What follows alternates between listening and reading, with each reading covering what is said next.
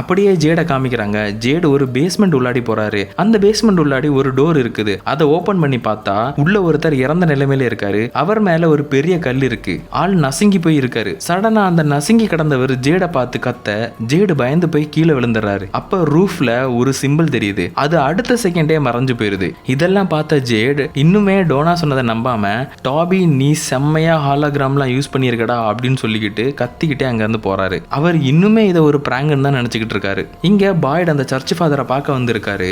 ஏன்னா இன்னைக்கு night prank அந்த பாக்ஸ்ல போட போறதுனால அவன் தெரியாம பண்ணிட்டான். இதை பண்ண வேண்டாம்னு நினைக்கிறதா பாய்டு சொல்ல சர்ச் ஃபாதரும் கரெக்ட் தான் பாய்டு, பட் இந்த ரூல்ஸை போட்டதே நீ தான். இப்ப நீ ஏன் இப்படி சொன்னா மக்களுக்கு உன் மேல நம்பிக்கை போயிடும். எங்க ஹோப்பே நீ தான். நீ வந்ததுக்கு அப்புறமா தான் எங்களால ஒழுங்காவே இருக்க முடியுது.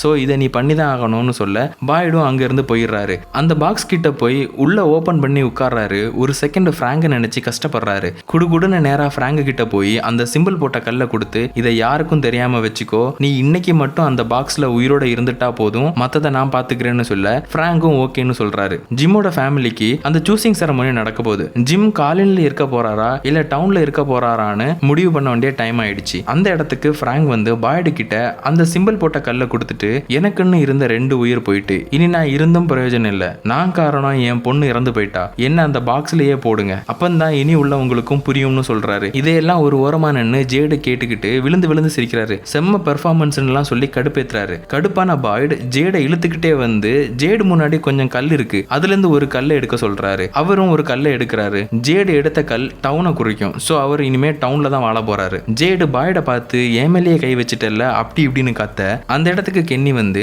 ஜேடு என் கூட வா, நான் உனக்கு ஒன்னு காட்டுறேன்னு சொல்லி ஜேடு அங்க இருந்து கூட்டிட்டு போறான். பாய்டும் ஜிம் கிட்ட எதை சூஸ் பண்ண போறீங்கன்னு எல்லாரும் தனித்தனியா சொல்லுங்கன்னு சொல்ல ஜிம்மோட ஒய்ஃப் ஈத்தன் எல்லாருமே டவுன்னு சொல்றாங்க.